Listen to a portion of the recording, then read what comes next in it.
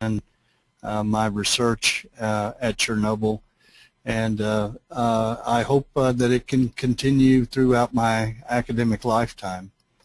My title here today is a little bit more complicated than what Theo sent, but hopefully it will suffice.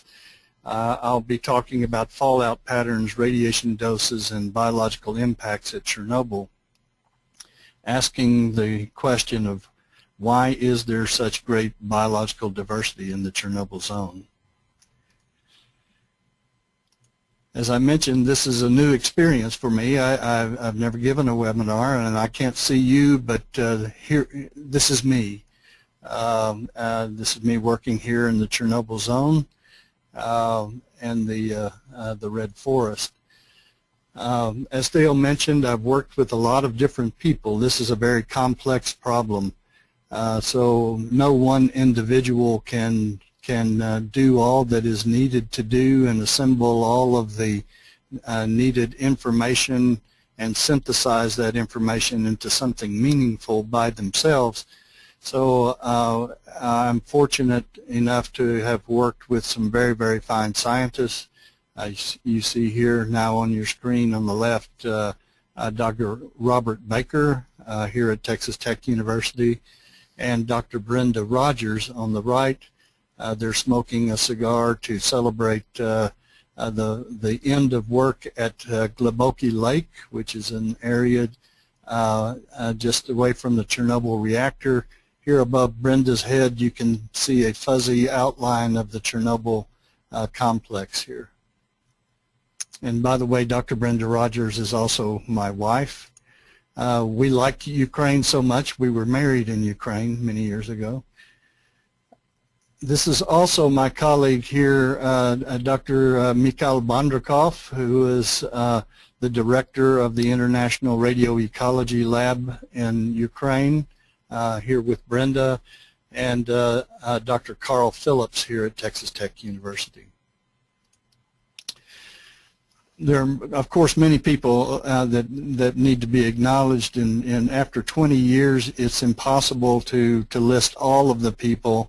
But this slide here gives some of the primary people credit that work with us in the Chernobyl zone. The outline of my presentation is very briefly, why is the environment so complicated at Chernobyl, and what do we need to know in order to try to synthesize the impacts of the great amount of radiation that was released. How was that radiation released? Where did it go? And so where are the radiation doses? We'll talk about the synopsis of biological effects, native species in the zone, experimental cages that we've placed in some areas of the Red Forest, DNA, nuclear and mitochondrial DNA damage assessments, gene expression, and then at the end we'll briefly talk about some of the future challenges of the radioecology studies that need to be done, and some of the shortcomings and real problem areas that still remain after 25 years of studying in the Chernobyl zone. So biological effects in the native species at Chernobyl, it's a complicated topic, and it's complicated by many, many factors, and here are just a few of them. First of all, we have no comparative specimens in the Chernobyl zone from prior to the reactor explosion. I've looked at the natural history museums in Kiev and in Moscow, looking for any specimens that may have been collected from the impacted region around the Chernobyl reactor, and to my dismay, we have found no existing specimens for which we could make any kind of Ron. Yes. Sorry for interrupting you. No. There's some complaints from the audience that there's an echo in the sound. Would you mind sliding your volume a bit back? Oh, Maybe that's okay. the problem. Otherwise, I wouldn't know what to do about it. Okay. The other thing I may do is turn down the volume of my own speaker. That's what I Maybe. suggested. Sorry. Yes. Yes. Yeah. Okay. I may not be able to hear you, so. We'll get to you. Okay. Let me check. Okay. Is that better? Well, on my ears, you were perfect from the beginning, but there were complaints from the audience. So Okay. mensen, als u ook geluidsproblemen heeft met die echo, wilt u dat dan even snel rapporteren, want steek een hand op of typ een chat message. Otherwise, we'll just continue. Oh, this terrible echo. We too. Beter. Okay. Better. Theo, I've turned my speaker on my computer off. That does probably mean that I can't hear you, but it may improve the quality of what people are hearing. It certainly does. You can't hear me now, huh? Well, I just turned it back on to hear what your response was. Okay, this is technically less advanced than we imagined. This problem hasn't occurred before. Nevertheless, we just shut up and listen. And at the end of your speech, the people mentioned that you're much better to hear now. So please continue with the volume down and turn it up after you're finished. And we'll save our questions for then. Okay. Go ahead. All right. As I mentioned, there are no comparative specimens from the Chernobyl area for which to compare present-day populations to those that existed prior to the accident at Chernobyl. Second of all, it's difficult to monitor mortality and birth defects in wild species. And many times, if there are challenges to the individual, such as a severe mutation, those individuals will die early and we won't see them in our samples. Third, it is difficult to design studies with true controls in a natural environment.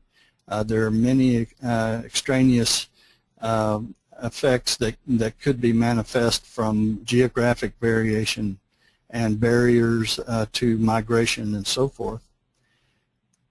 The dose determination is often mathematically challenging, and in many studies chosen to ignore radiation dose altogether.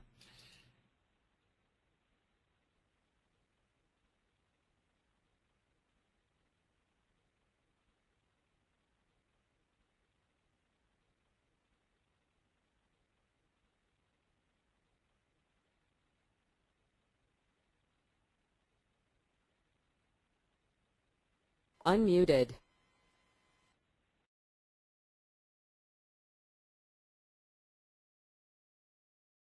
Preparations, frozen and preserved samples should be maintained for indefinite periods of time.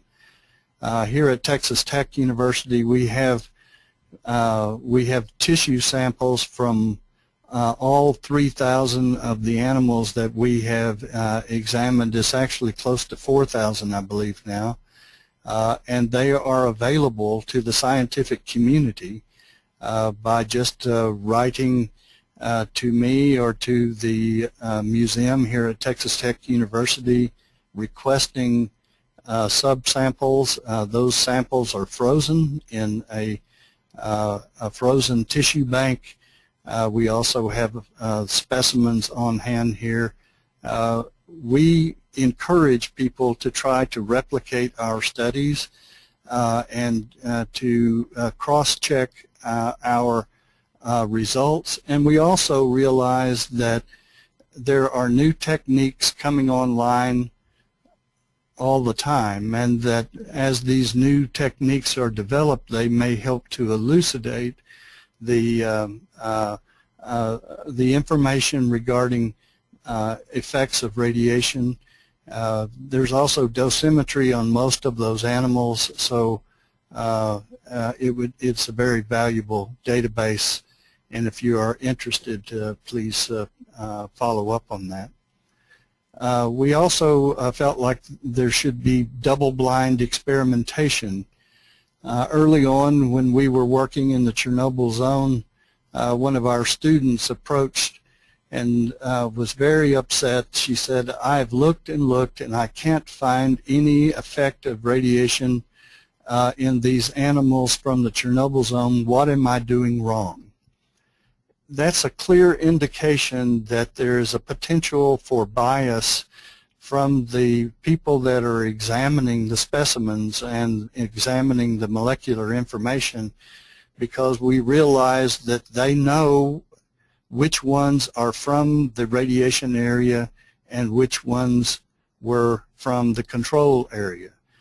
We have since fixed that, in that now the students and the people, the technicians working in the lab, have no idea at the time that they are doing the work whether this is an experimental animal or a control animal, so that we try to remove the potential bias in the evaluation.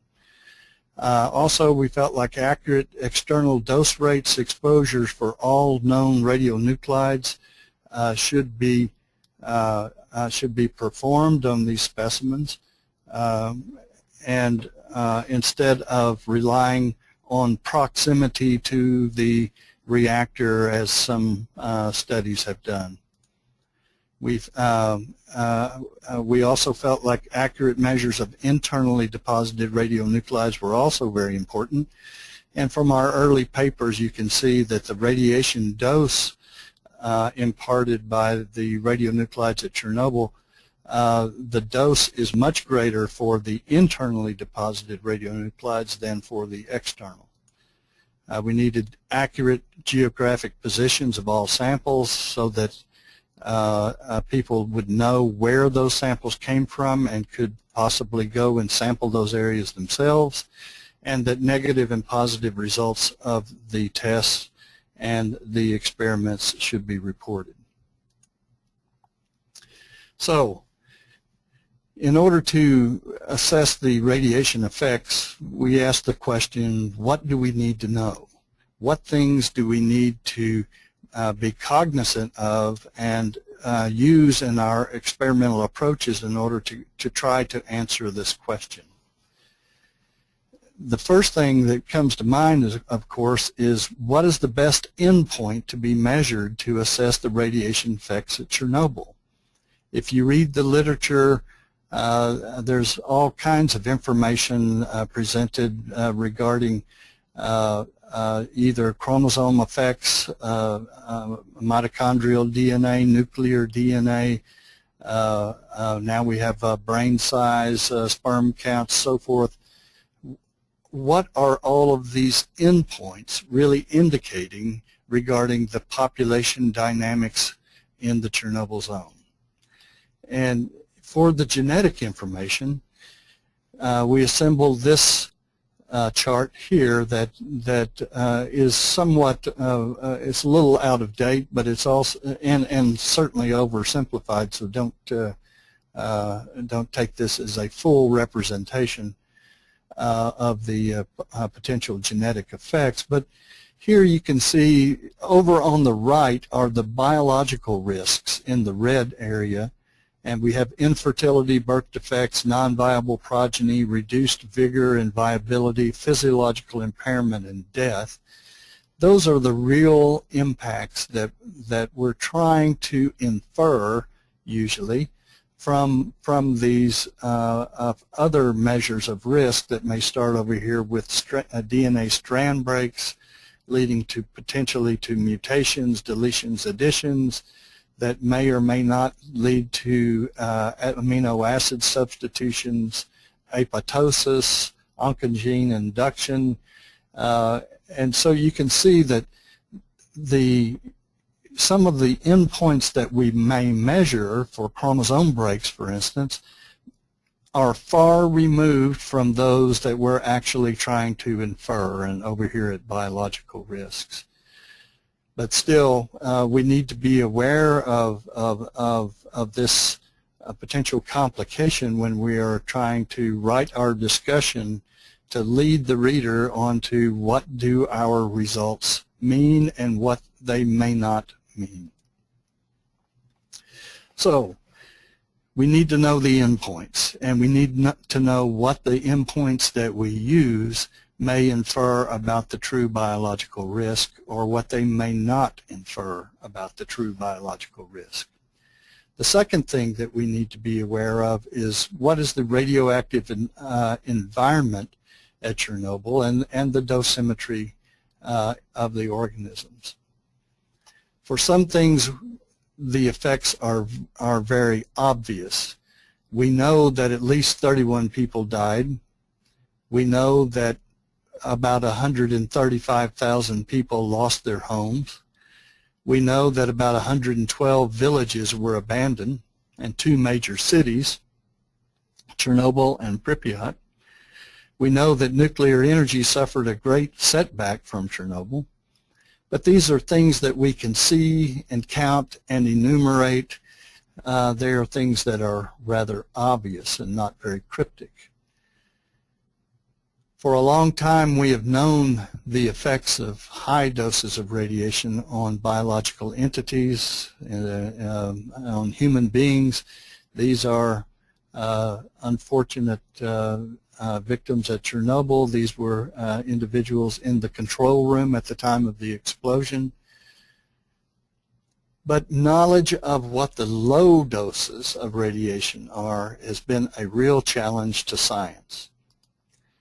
And because of some of this ambiguity, we see that there are very wide-ranging estimates of what the ultimate human toll will be as a result of the Chernobyl fallout around the world.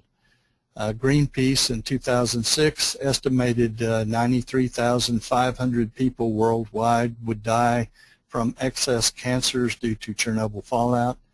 Lianspa estimated 70,000. World Health Organization more recently has estimated that the human toll will be about 4,000 excess deaths from cancer. Zworsky in 1999 put the number at 58 and the remainder uncertain. Of course, the former Soviet Union put the estimate at 31. So after 25 years, there is little agreement on what the ultimate impacts of the Chernobyl fallout will be on the human population. And as I said, there are some things we do know. This picture shows the kindergarten and first grade classes at Kopachi. The village of Kopachi is about 3 kilometers from the Chernobyl reactor. I found this photograph on the floor of the abandoned schoolhouse, and we know that all of these children lost their homes, that all of these children were moved out into other places of the former Soviet Union. We also know that the entire city of Pripyat, shown here from a photograph I took in 1993, all of this city was abandoned. 50,000 people lived here. Here's another photograph showing the Chernobyl reactor here in the background across the abandoned buildings in the city of Pripyat. As I mentioned, the effects and the risks associated with rather high doses of radiation are pretty well known, and are considered to be more or less linear, especially after 250 millisieverts of dose. Below 250 millisieverts, it becomes very, very difficult to derive an exact relationship between radiation and the biological risk. Usually it is associated to be with an extension of this linear relationship at the high doses, and this becomes known as the linear non-threshold radiation effect. But this is somewhat controversial in that there are some studies that indicate that there may be threshold effects, and there's some things in some of the studies that I'll show you here later that may suggest this, that becomes a threshold at which the radiation effects start to accumulate relatively quickly until they become linear. And still there's another body of literature, and I will again show you some evidence for this, that there are some hormetic effects, or some areas in which the biological risk may be negative. In other words, there may be some beneficial effect of radiation on the organisms exposed for at least short periods of time to low doses of radiation. So if we look just here at 0 to 300 millisieverts, we see that there may be very different types of responses associated with the biological endpoints that we're measuring. And the other complication is that each of these endpoints may react differently. Not all of them are going to respond to the radiation in the same fashion. This is just a theoretical example of showing how some of that variation may look. But certainly science does not know all parts of this graph, and it would take many years, of course, to assemble that information. One of the major factors that has affected the reporting of the impacts of Chernobyl is that it is commonly misunderstood that radiation dispersed from the Chernobyl reactor was not uniform. The Chernobyl reactor, located here about where this pointer is, over here, did not disperse uniformly away from the reactor. And so there are many studies that in lieu of doing good dosimetry on the organisms that they have, they use proximity to the reactor as a de facto measurement of how much radiation organisms may be accumulating, and assuming that the closer you are to the reactor, then the more radiation dose that the organisms will receive. This, however, is certainly not the case at Chernobyl. This is a map of the distribution of cesium away from the Chernobyl reactor, shown here in this radiation symbol. And you can see that the heaviest amount of contamination was actually westward, almost due west, along what is called the western trace, or the western plume. The red forest is located here, and that's where most of our experimental work has taken place. There was a second plume called the northern plume that was dispersed in this direction. The doses to the southeast of the reactor were relatively low compared to those along the western and northern areas.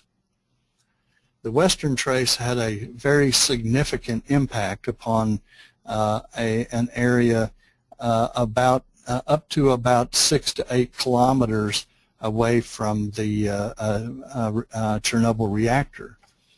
These are photographs of what is referred to as the red forest. And about 400 hectares of pine forest was killed from this radiation plume. As you can see from this photograph, there are still no pine trees remaining in the red forest. You see many birch trees, and many of these birch trees date back to before the accident. And it's indeed a very interesting area, and we have worked in that area for almost 20 years now. This is another photograph to show you the proximity to the Chernobyl reactor. Here is the stack of the reactor and the dead pine trees in the foreground. And this is about where the center of the plume was deposited on the night of September, or the early morning of September 26th, of April 26th, 1986. As you know, the Chernobyl reactor exploded at 1:20 a.m., 26th of April, 1986, and then it burned for about 10 days, releasing radiation from the burning reactor. The two major plumes that could do significant amount of biological damage are what is called the northern plume and the western plume. Western plume, highly intense radiation that would have killed all wildlife, all bird life, and most of the trees for about 6 kilometers here along this western trace. The second day, the radiation was released not by a second explosion, but primarily here in this area, primarily due to dropping of sand and lead upon the reactor, trying to stem the release of and aerosoling of radiation, caused there to be a secondary resuspension of particles that were still in the reactor core that caused a major plume. And you can see the city of Pripyat was essentially caught in a vice here in between these two major plumes. The western trace, I estimate that the dose rate in the middle portions of the western trace were about 14.5 sieverts per day, whereas in the northern trace it was about 1.6 sieverts per day. Of course, 14.6 sieverts per day would yield a deadly dose to all mammals and birds in this that were exposed for long periods of time in that particular region. Using basic principles of physics, I have put together the flow of particles out of the reactor. It's a little bit more detailed than probably we want to discuss in this talk, but you can see that 150 micron sizes of particles are going to fall out relatively quickly. Here you see that they are almost all of them have fallen out before you reach a point of about 3 kilometers away from the reactor, whereas here for 50 micron diameter particles, the relatively few of those close to the reactor, and they peak somewhere around 7.5 kilometers from the reactor and dissipate there afterwards. The volume of the particles, however, is much more important than the diameter in terms of relaying the radiation dose. And here you see again the 150 microns are falling out very, very quickly, and the volume contributed by these smaller particles is much, much lower. So that means the radiation dose is going to diminish very, very quickly as a function of the distance away from the reactor. And that's indeed what we see. What we see here is I've turned this around now. Here's the reactor number 4, and as we move away from the reactor, we see a very rapid decrease in the radiation dose as a function of that distance. And the models and the data, we've collected thousands of points of data to corroborate this model, and you can see they're very close to one another. So the western plume was a very narrow plume released at 1:20 in the morning with very stable atmosphere, so therefore there wasn't much turbulence. It was a very narrow stream of radiation and intensely radioactive up to a point of about 5 or 6 kilometers away from the reactor. The northern plume, on the other hand, experienced a considerable amount of lateral and vertical turbulence, which caused a rapid spreading of the plume and a bending of the plume, or a meander of the plume, as you move away from the reactor. So these three-dimensional depictions show this is the western plume, but this one is more interesting. This is the northern plume, and you can see that it just side skirts the city of Pripyat as it moves then on northward. Globoki Lake is located just over here. So now that we understand a little bit about the radioactive environment and the dosimetry, we can move on to the status of the wildlife populations. But before we do that, let me step back for just one moment here and emphasize a point here. Here we have from 500 to 2,500 meters in width here. And this is a distance of about 8 kilometers away from the reactor as we move here. That, although that's a large area to be highly contaminated with radiation, in terms of the total area of the Chernobyl exclusion zone, this is a very small total area where animals would have been extirpated from the zone. Likewise, in the northern plume, most of this is swampland right in here, and all of this has been remediated. There was very little area in which many of the organisms would have been killed from lethal doses of radiation as a result of the northern plume. So the overall dose environment is certainly not strictly a function of the distance away from the reactor, but also is limited to very narrow paths of intense radiation flow. After the second day, huge amounts of radiation were released from Chernobyl. There's no question about that. But most of that was due to aerosoling of very small particles that flowed relatively large distances and were spread out. And I'm sure you've heard the old adage that we use a lot here in the United States, the solution to pollution is dilution. If you dilute this, the radioactive particles over a very large area, then the individual impacts are going to be smaller. I'm not trying to minimize the potential danger of such a huge release. I'm just saying that as you spread it out, the local impacts of that radiation are going to be lessened as a result of this dispersion.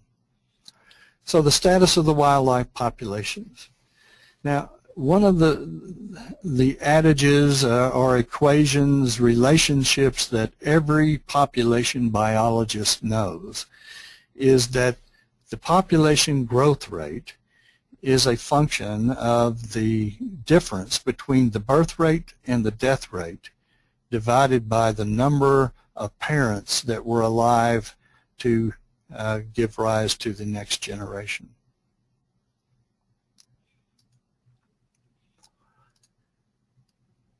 So we know that this biological risk out here, the births and deaths, are really the ultimate standard of risk. They are the ultimate measure that we are trying to infer from these other measures of risk. But sometimes these other measures of risk may impact the populations directly or over long periods of time. But in general, we would like to know, is there infertility? Are there birth defects? Is there non-viable progeny, reduced vigor and viability, physiological impairments, or death due to cancers in these areas? Now, all of the measures that we have of the thriving wildlife at Chernobyl are somewhat indirect, in that we have put out wildlife cameras at many different locations, both inside of the Chernobyl zone and outside of the Chernobyl zone. And we have worked with the wildlife biologists in Belarus and Ukraine in order to try to estimate the populations. Here's a Russian wild boar. This is near the shore of Gleboky Lake. The studies have shown that Russian wild boar in the Chernobyl exclusion zone have increased about 15 times what they were prior to the accident. Now, if you look at the, I want you to look at the terrain here. Here, the tree line here, the tree line here, where the Russian wild boar is. In the next photograph, you see the same tree line here, but something coming. A very hungry-looking wolf is following up, and wolves are very common in some parts of the Chernobyl exclusion zone. And I've never seen a wolf outside of the Chernobyl exclusion zone. One of the most cryptic species, secretive species that we encounter in the Chernobyl zone is the raccoon dog. I have never seen a live specimen of a raccoon dog with my own eyes. I've seen them in many of the photographs from our wildlife cameras. Very interesting species. Of course, roe deer, many species of rodents. This is a dormouse. The red deer, these are shrikes living in a rose bush that just adjacent to the red forest.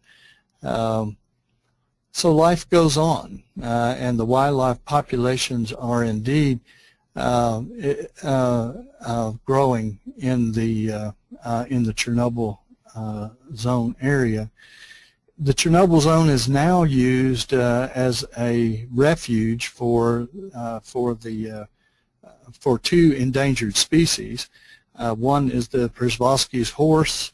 And I believe that 30 Przewalski's horses were released in the Chernobyl zone about 10 years ago, and now I think the population stands at about 80.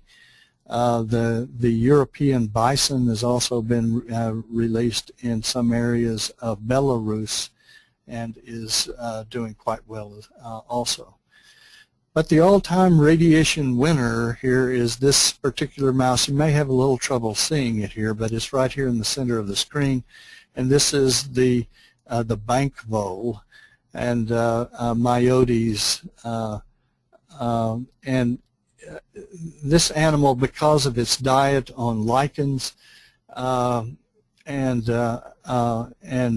grasses and roots, has radiation concentrations in its tissues significantly higher than any of the other organisms that we have examined at Chernobyl. As a matter of fact, the radiation doses in some of these animals from the red forest are so high that if you took the dose that they would accumulate over a year and you gave them that dose in a short amount of time, it should kill every one of those organisms. So they're accumulating over 1,000 grays per year in our estimates from their dietary intake. Of course, most of this is from cesium and strontium, and from internal doses. Cesium is very mobile and is lost on a regular basis from the tissues due to just metabolism. Strontium deposited in in the bones and teeth has a slower biological half-life. The biological half-life of strontium in these mice is about 45 days. In the cesium biological half-life in these mice is less than a week. So it turns over very, very quickly. This is the area where most of our work is done. This is a very nice aerial photograph showing the Chernobyl Atomic Energy Station here in the background. This is reactor number 4 here that we're looking at. This is the sarcophagus, and this is what we call the red forest. And it was named the red forest because the radiation killed all of the pine trees. The pine trees turned a bright orange red color, and so it got its name after the Chernobyl accident. What's remarkable about this photograph is it shows that the edge of the plume went almost directly right along this line. You can stand here adjacent to this polygon and look down and see a straight line where there are live pine trees on the right and all the trees on the left are dead. And the reason for this is that the ash from the explosion settled on the leaves of the pine trees, and that imparted a huge dose to the pine tree and killed the pine tree. The moment that the ash cloud was below that of the pine needles, then the trees survived. We've studied the small mammals in the red forest for over 4 years. We followed them. We marked the animals. We recaptured the animals. We looked at pregnant females. We marked their progeny. We followed their progeny, where they moved, how long they lived, and so forth. The population studies in the red forest show that there are normal life cycles of small mammals, and that the red forest is currently not an ecological sink. This area here was certainly an ecological sink for the first 2 years after the accident. The radiation doses in this area would have been sufficient to either kill the organisms or certainly to prevent any reproduction of those organisms for about the first 550 days. The population densities are now in this area are now greater than we have found in any of the control areas that we've studied.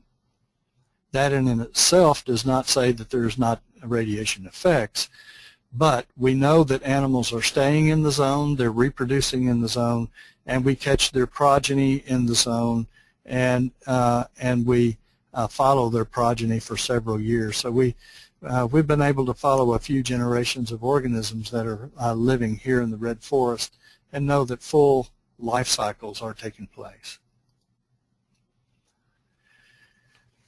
So one of the statements that Robert Baker and I made in one of our manuscripts a few years ago was that the effects of on wildlife of 100 million curies on the ground is less than the impact of human land uses of 135,000 people. Now, you know, the only basis that only way that we can base this statement is that we have studied the animals there. We know that they are following their full life cycles. We know that their population densities in most areas are higher than what we see outside of the zone. And I will now move on to looking at some of the potential radiation effects in these organisms. So the next question, now that we have some idea, some general ideas about the status of wildlife populations, is that are the genetic endpoints affected? Now there are many different genetic endpoints, some of which are shown on this graphic, and you can think of probably many more.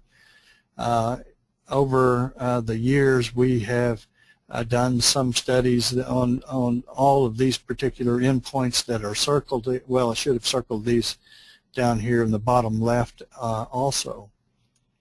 And we've also done some work here on the oxygen radical scavenging genes that may render some of the ionizing radiation effects to be meaningless. Most of our work was again centralized here in the Red Forest, although we of course we have control or what we call reference populations, since it's not a true control, reference populations that are located at least 30 kilometers away from the Red Forest in some areas that were not affected or minimally affected by the fallout from Chernobyl. We placed cages here in the Red Forest, and we captured animals from control or reference areas and placed them in these cages so that they would be what we call naive mice, and they're naive from the standpoint of that they were not exposed to high radiation doses prior to the experiment. And we put them in areas where they could accumulate radiation dose at different rates. The radiation doses vary in these parts of the Red Forest. These cages, as you see here, were about 1 meter long and just over 1/2 meter wide. We had mice living in these cages, eating food that was growing in the cages and burrowing in the soil. And on the neck of these mice, we made these collars with a unique number on the collar. And the inside of the collar is a TLD, a thermoluminescent dosimeter, where we could monitor their radiation dose. We did some studies on that were the uptake of radioactive particles from the soil, as well as the radiation doses from external and internal sources of radionuclides. And this also, most of this work is available for you to read. We also measured the external and internal estimates of radiation doses for every specimen. Maybe you can see the outline of a mouse here in this plastic cup sitting on a sodium iodide radiation detector ready to be read. Every mouse that we caught in the Red Forest, if we hadn't caught it within the last 2 weeks, we would transport it back to the laboratory and measure the internal amount of radiocesium in these animals. We developed an ellipsoid model of energy absorption. It's a little bit at least it looks complicated computationally. It's not too bad to estimate the absorbed fraction of radiation dose, either from internally deposited radionuclides or those from the outside. In order to corroborate our dose estimates, we put thermoluminescent dosimeters inside of soy wax phantoms. So these soy wax phantoms have about the same density as biological tissue. And you can see some slots in here where we would place the thermoluminescent dosimeter in an area where we could measure the dose to the liver, dose to the kidneys, dose to the brain, dose to the heart, and then we would expose those wax phantoms to the radiation in the environment or in the laboratory and compare those to what we expected. And you see we have very good corroboration between our models and the observations. It'd be really impossible for me to step down through all of the DNA studies on Chernobyl rodents that we've performed over the years, but this slide will kind of give a synopsis of some of those. Here's the old-time radiation winner Myodes, or it used to be named Clethrionomes. I still have trouble remembering Myodes.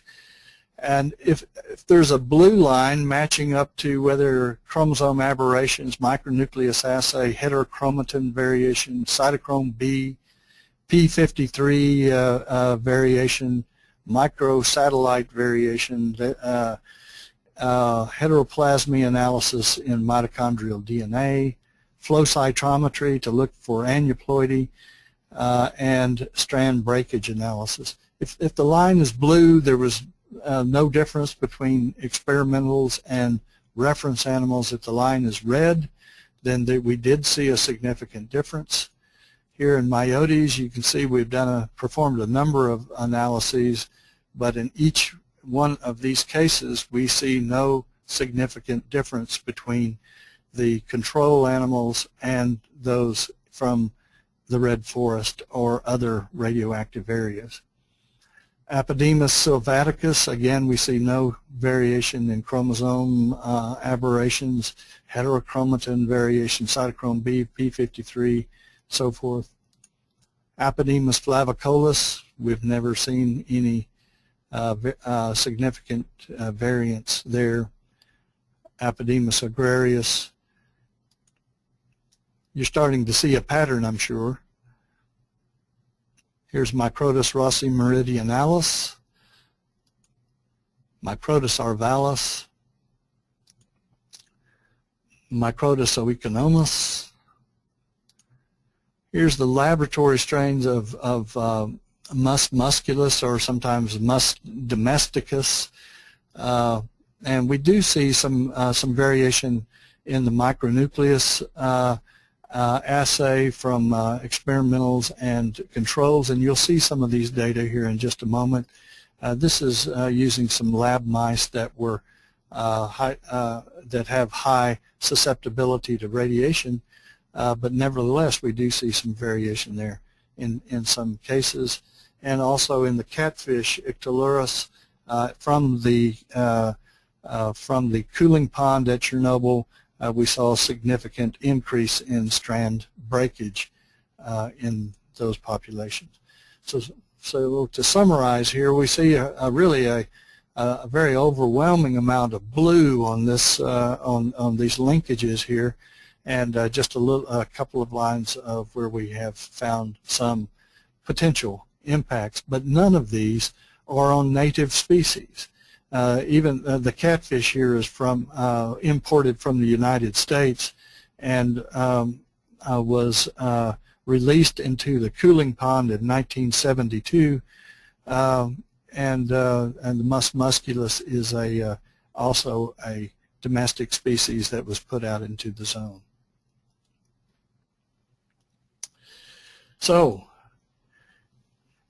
again, returning back to this chart, we see that many of our endpoints that we measure, most of those really point at least down to no discernible effect, and some may point to another level of risk, but we still don't know exactly how they go back here into biological risk, except that we know that those populations are existing. They are often higher than what we find in control or reference areas, and the populations are returning back to normal. So almost all of these cases that we have studied eventually lead to this center no discernible effect. So we did continue some of the experiments here in the red forest. You can see us putting in cages here. We had to put up this strong, what we call a cyclone fence around our cages because the Russian wild boars apparently really like rat chow and will tear every cage to smithereens trying to get to the rat chow. So we had to keep the Russian wild boars out of our experiments. But here in this area, what we next decided to do was to expose mice in the red forest to a total of 10 centigrades because 10 centigrades is the maximum dose that the low dose program, at least in the United States, considers to be a relevant low dose, 10 centigrades.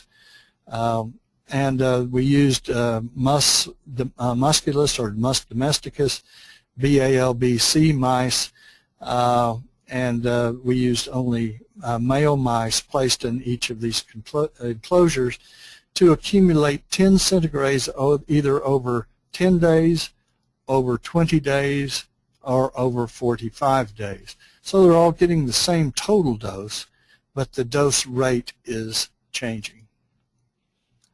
We had control groups in which there was no radiation dose. We put them in cages in the city of Slavutic, which has virtually no radiation dose. We had a sham group in which there was no radiation dose that was kept in the laboratory. We had 10 centigrades of dose to those animals in the field for these periods, and then half of those we exposed to 150 centigrades challenge dose, and then we had 10 centigrades in the laboratory, and again half of those exposed to 150 centigrades, and then we had a 150 centigrade challenge dose that was administered acutely from a cesium source. Then we looked at flow cytometry, examined red blood cells for chromosome breaks, and we looked at about in between 10 and 20,000 cells in each animal. And what we see here is the micronucleus frequency from the flow cytometry analysis. And here we see controls and sham, very low rates of micronucleus production, and then 10 centigrades over that's administered over these different time periods also show very little response. The 10 centigrades in the lab, a little bit greater response, kind of a surprise. 10 centigrades in the field, and then after the challenge dose of 150 centigrades is quite significant increase in the number of micronuclei, likewise in the lab, and then likewise on just the acute exposure to the challenge dose. So we do see responses. That's good. So is the gene expression affected? And is low-dose radiation a stimulus to either upregulate some genes and cause downregulation in others?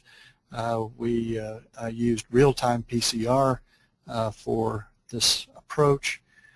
Again, we are looking at end-joining repair genes, ERCC1 and ERCC2, and here are the controls. You see more or less the baseline, and not much change from just 10 centigrade subacute or over the different time periods. We had 10 centigrade subacute plus the challenge dose. Here we have, and you can see some appreciable increase in both of the expression for both of those genes. The 10 centigrade acute priming dose, here we see an increase, but then down at 10 centigrades acute of the priming plus the challenge, we are starting to more or less return back to normal. So there's not a great deal of difference in the end-joining repair genes as a function of the different amounts of time that the doses were administered. But when we look at some of the oxygen radical scavengers, we see one that has a very substantial response, and that's the superoxide dismutase. Here you see the control copy numbers of the total RNA for SOD and the other genes here shown. And for the 10 centigrades subacute, we see a very substantial but a very broad response. Here, subacute priming dose plus the challenge, we see again a significant increase in the number of copies and a more narrow variation. And again, it starts to diminish as as we get down to 1.5 grays acute. So we do see differential response here in the oxygen radical scavengers as a function of the time exposed.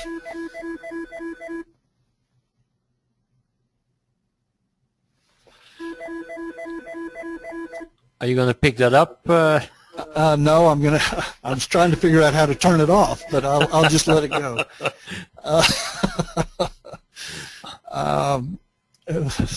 The next thing we moved to then was to look at gene chip analysis and look at a gene chip that had about 10,000 gene chip analysis for musculus. The total RNA was isolated and then hybridized to the Affymetrix gene chip array, and then we compared the total gene expression for all of these genes to that of controls, and what we see here is that in the mice exposed to 10 centigrays over 10 days, we saw that there were about 802 genes that were differentially expressed in the exposed mice when compared to those that received no dose. And here in the 10 centigrays over 20 days, we saw about 668 genes that had differential responses.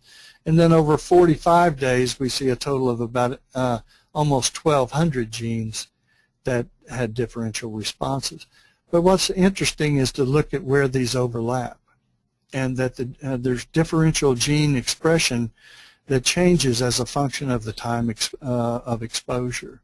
And we've done this twice.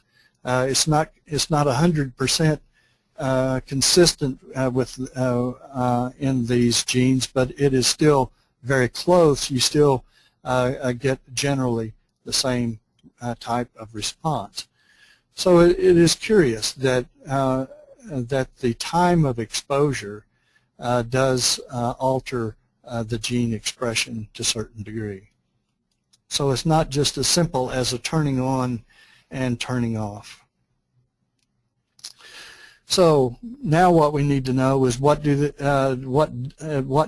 do the genes for the DNA repair become differentially expressed? And this is really where it takes us to what some of the things that we're working on now.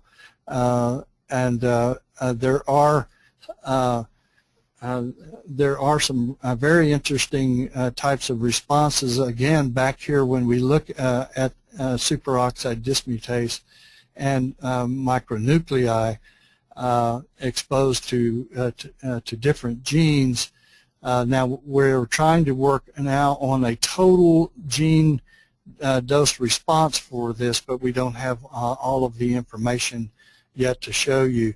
But we do see very substantial changes in gene expression from 10 centigrays to 1.5 grays acute, and we have several values in between here as well now that are showing that you don't have just a linear decrease or linear increase in these functions.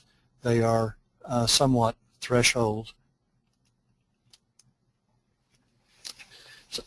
So how can we, when we look back over these studies, and there's one. Let me go back for a second.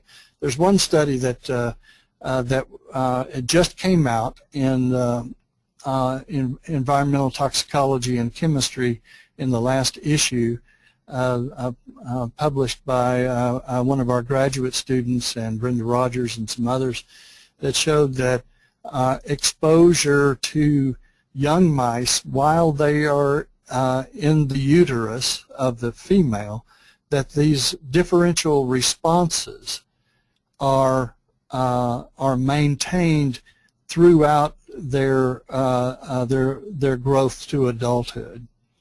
And generally what they're showing is that exposure to low doses of radiation reduces the response when they are exposed to subsequent high doses of radiation. So there appears to be an hormesis, or a somewhat beneficial, a potentially beneficial effect of being exposed to low doses of radiation. And as I mentioned, this is not only in the adults, but also by the young exposed in the uterus of their mother. If you're familiar at all with the literature on Chernobyl, you have experienced the great amount of variation from one study to the next. As you've seen through this brief summary of the genetic studies that we have conducted, and from some of the field work that we have conducted, we find it very, very difficult to find any kind of substantial genetic effect or biological effect on these organisms. The huge amount of radiation that was released from Chernobyl certainly would have impacted many of these populations. Today, only about less than 2% of the original amount of radiation that was released by Chernobyl still exists. The rest of it has undergone decay and has dissipated. But still, that 1.5 to 2% is a very, very large amount of radiation. And it is measurable, it is discernible. It is when you walk out into the areas around Chernobyl, but it is certainly not uniform.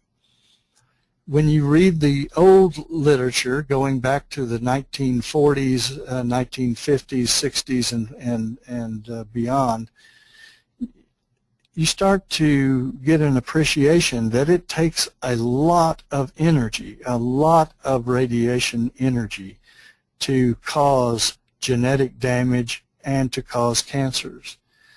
Although there's a lot of radiation on the ground at Chernobyl, at any one point where an organism may live its life, there is not a substantial amount of radiation, or not a sufficient amount of radiation to cause significant amounts of genetic damage. It is readily taken care of by the repair mechanisms that the organism may have. It may ramp up gene expression, and that damage is apparently readily repaired. But we see a lot of variation in the studies, and that many other people find very, very different results. And science operates at Chernobyl in what I call a herding cats approach, in that there is no governing body, no central agency, or no central committee that is trying to organize the studies at Chernobyl. It has been a catch-as-catch-can type of approach, whereas if you have the funding and the wherewithal to go to Chernobyl, you can go out and you can get permission to go trap mice, and when you trap mice, you can compare them, or birds or what have you. You can compare them, and you can write up a paper, and we have seen that there is somebody going to be willing to publish that paper on Chernobyl, especially if you report some potentially negative effect. The experiments at Chernobyl are often, they're not coordinated as to where the organisms come from. They may be in a variety of different locations, and So some may be from one part of the zone, others from a different part of the zone, some from the red forest, some from Gleboki Lake. This may be on species A down here, species B here, species C here, D here. And there's also inconsistency with the dosimetry and analytical methods. Some studies may use just proximity to the reactor to infer how much radiation dose organisms got, or some may put TLDs on the organisms and follow them around for a few weeks and then catch the animal and develop the TLD. Some may do it from just comparison with the soil. Others may do it in yet some other way, or ignore dose altogether. Then ultimately those papers then are published, and they show some type of relationship between the exposure or treatment, the area from which they were caught, or something, maybe their general location or their dosimetry, and some type of biological response, and we get highly variable results. Nothing is comparable. It is literally a scatter of random events. So we have incongruent reports. We have very large interpretive gaps. It is hard to synthesize across the manuscripts. You can only look at each manuscript as an island. None of them really contribute much to the next. So the credibility, at least in the public eye, becomes a numbers game. Who wins is who publishes more and who screams the loudest, and who is recognized by the press more. Those are the ones that may be ultimately given the highest amount of credibility. But in reality, there's little repeatability, little collaboration, and there's little utility to development of meaningful policy. When the beer reports are put together, when the ICRP is sitting down to decide what are the recommendations on the dose limits to organisms living in natural areas, most of these studies are going to be ignored because they cannot be assembled into anything that is predictable and that is consistent. So it's unfortunate, but that is the reality. And I worked with the IAEA on many different projects, and I know that that is the case.